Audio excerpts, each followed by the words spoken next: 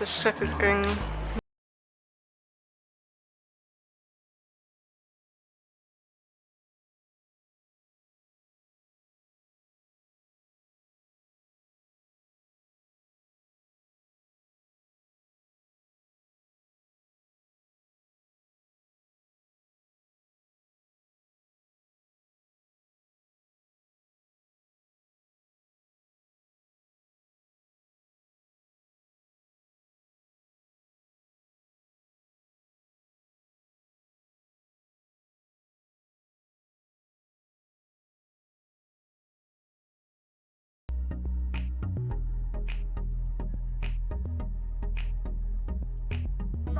Look where we're going, where we're eating. Proper Turkish restaurant. Opposite Pamakule. Look at that. Been there this morning.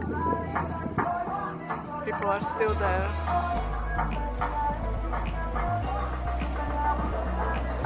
And there is a swimming pool with slides.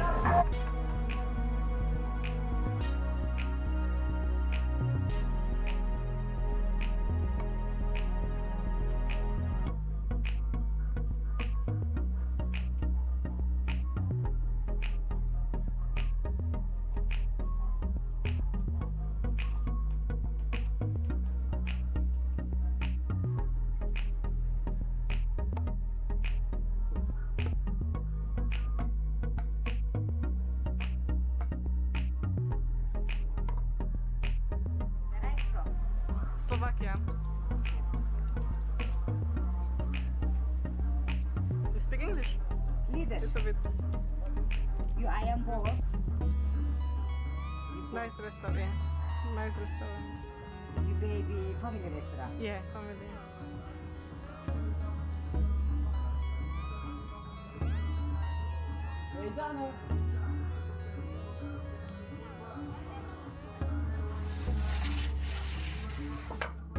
Thank you.